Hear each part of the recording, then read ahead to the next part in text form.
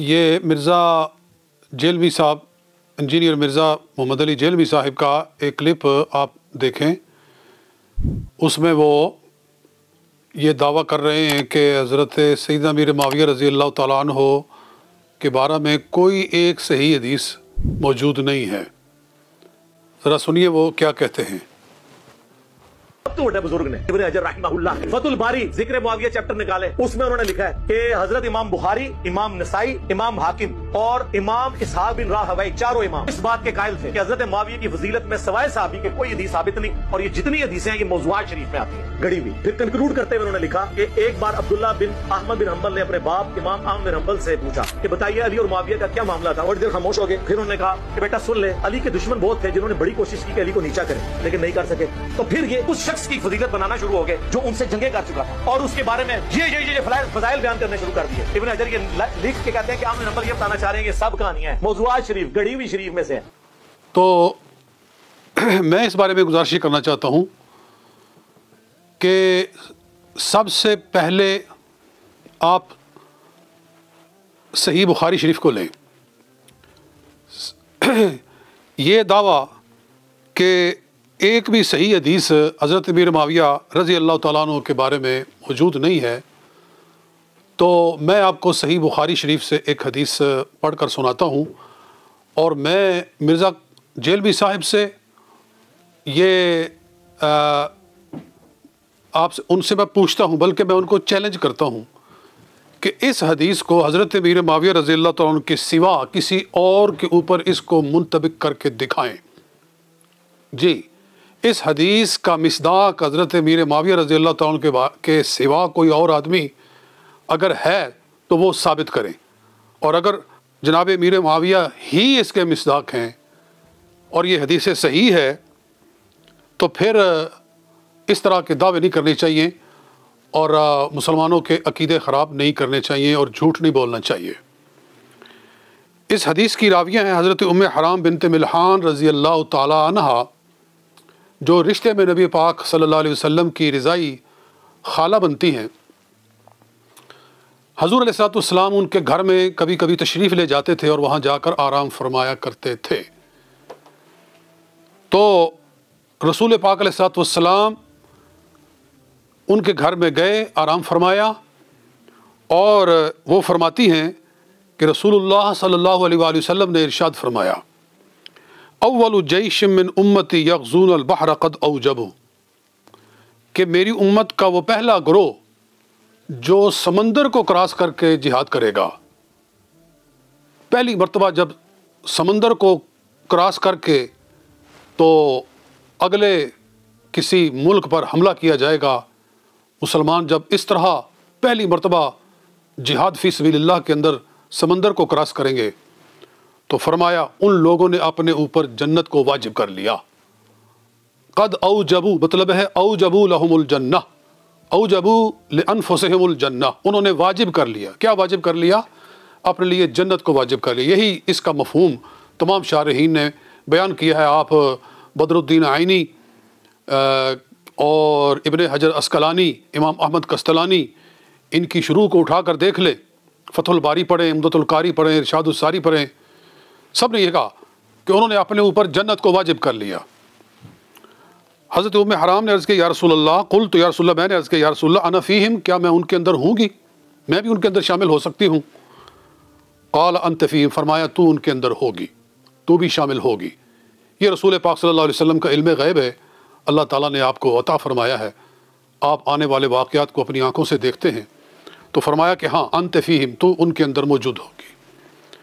ثم قال النبی صلی اللہ علیہ وسلم، اس کے بعد حضور علیہ السلام نے پھر ارشاد فرمایا، اول جیش من امتی یغزون مدینہ قیصرہ، میری امت کا پہلا وہ گروہ جو قیصر کے شہر پر حملہ کرے گا، یعنی مراد ہے قسطنطینیہ، استنبول کا شہر ہے، تو اس پر جو حملہ کرے گا، یعنی وہ اس زمانے میں قیصر روم کا مشرقی دارالخلافہ تھا، یہ اس کا ایسٹرن کیپٹل تھا۔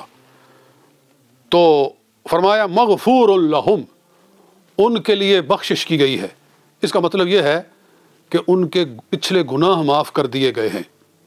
کیونکہ مغفور یہ قرآن پاک میں بہت آتا ہے کہ غفر لہ کہ یغفر لکم ذنوبکم، اللہ تمہارے گناہ معاف کر دے گا، ان اللہ یغفر الذنوب جمیعا، یعنی مغفرت کا جب لفظ آتا ہے قرآن پاک میں تو وہ ذنوب کی بخشش ہوتی ہے۔ جنت کا وعدہ نہیں فرمایا لیکن پچھلے گناہوں کی معافی کا اعلان فرمایا۔ وہ لوگ کہ جو قسطنطنیہ پر حملہ کریں گے، انہوں نے پھر عرض کیا، میں نے عرض کیا، حضرت ام حرام کہتی ہیں انا فیہم یا رسول اللہ، میں ان کے اندر ہوں گی؟ قال اللہ، فرمایا نہیں، تو ان کے اندر نہیں ہوگی۔ تو یہ صحیح بخاری شریف حدیث نمبر 2924 2924 یہ حدیث ہے۔ یہ ساری آپ نے سن لی حدیث۔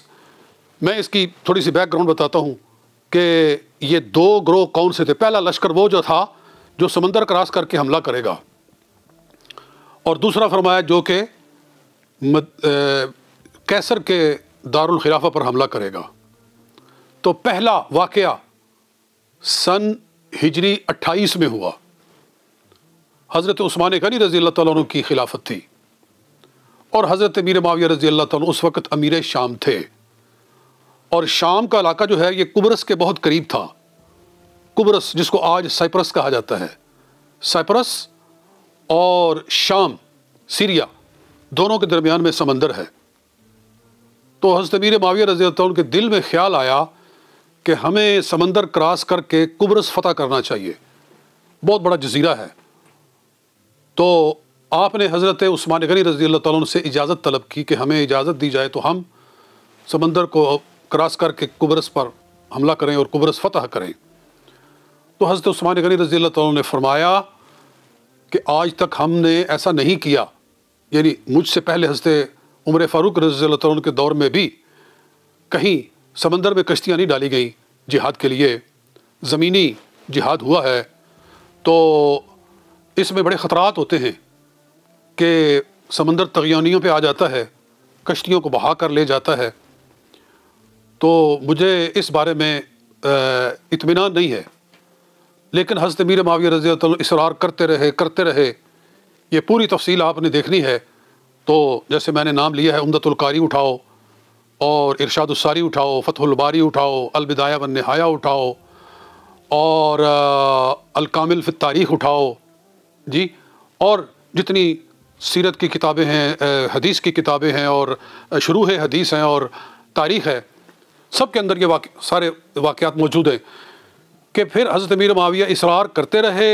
آخر حضرت عثمان غنی رضی اللہ عنہ نے اجازت دے دی، فرمایا ٹھیک ہے حملہ کرو، مگر اس شرط پہ کہ اپنے بیوی بچوں کو ساتھ لے کر نکلو، تاکہ لوگوں کا اطمینان اور ان کا اعتماد بڑھے کہ جب امیر خود اپنے بچے لے کر اپنی گھر والوں کو لے کر نکلا ہے تو اس کا مطلب ہے کہ پورے اعتماد کے ساتھ نکلا ہے۔ تو حضرت امیر معاویہ رضی اللہ تعالیٰ عنہ اپنے بیوی بچوں کو لے کر نکلے، اور روایت میں ہے کہ یزید مردود بھی بچوں میں تھا، اور اس وقت وہ ابھی دودھ پیتا تھا، تو اس لیے اس جہاد کے اندر اس کا کوئی کردار نہیں ہے۔ خیر، حضرت امیر معاویہ رضی اللہ تعالیٰ عنہ نے پہلا اسلامی بیڑا تیار کیا، جنگی بیڑا، اور اس کے اندر مجاہدین کو بٹھایا اور پورا جنگی ساز و سامان لیا، اور کشتیوں کو ایک دوسرے کے ساتھ باندھا، اور پوری تیاری کر کے پہلی مرتبہ بحری جہاد ہوا اور قبرص کو فتح کیا گیا۔ یہ اس تاریخ اسلام کا پہلا واقعہ تھا کہ سمندر کو عبور کر کے مسلمانوں نے جہاد کیا، اور رسول پاک صلی اللہ علیہ وآلہ وسلم نے پہلے بتا دیا تھا کہ جو پہلا گروہ جہاد کرے گا ان سب کے لیے جنت واجب ہو گئی۔ اور امیر معاویہ رضی اللہ عنہ اس کے امیر تھے، وہی اس کے دائی تھے، وہی اس کے مفکر تھے، ان کے ہی دل میں اور ان کے دماغ میں یہ خیال آیا تھا، اور بڑے اصرار کے ساتھ وہ اس کی اجازت لے کر پھر گئے، اور اللہ تعالیٰ نے عظیم الشان کامیابی ان کو عطا فرمائی۔ اور یہ حدیث ہے، جی، میں مرزا جیلوی صاحب کو چیلنج کرتا ہوں کہ اس حدیث کو ضعیف ثابت کر کے دکھاؤ کہ یہ حدیث قابل استناد نہیں ہے، یہ حدیث صحیح نہیں ہے، جی۔ اور اس کے بعد پھر دوسری بات، اور یا پھر اس حدیث کو حضرت امیر معاویہ رضی اللہ تعالیٰ عنہ کے علاوہ کسی اور کے اوپر فٹ کر کے دکھاؤ کہ اس سے پھر اور مراد کون ہے۔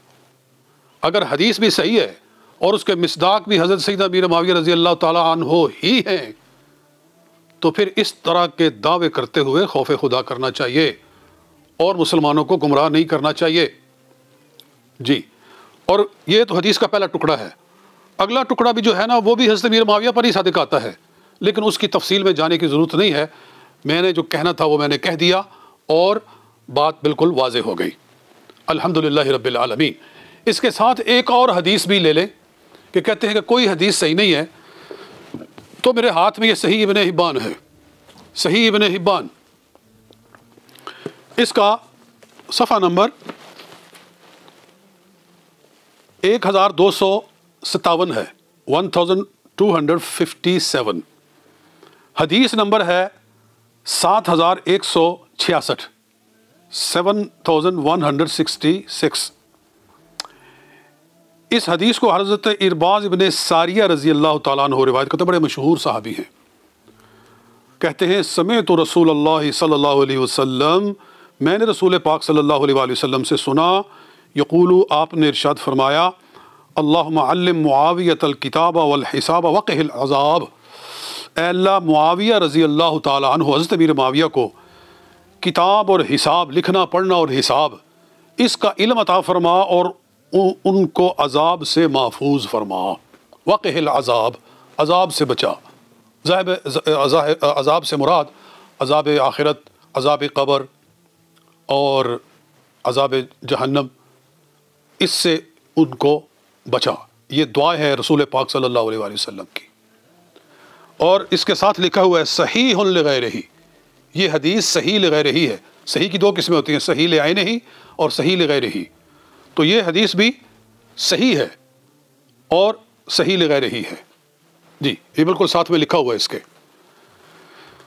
تو اور کیا چاہیے جناب آپ کو؟ اور آپ کی جو کلپ ہے اس کے اندر آپ یہ بھی کہہ رہے ہیں کہ حضرت امام احمد بن حنبل نے فرمایا کہ حضرت امیر معاویہ کے لیے سوائے صحابی ہونے کے اور کوئی فضیلت نہیں ہے۔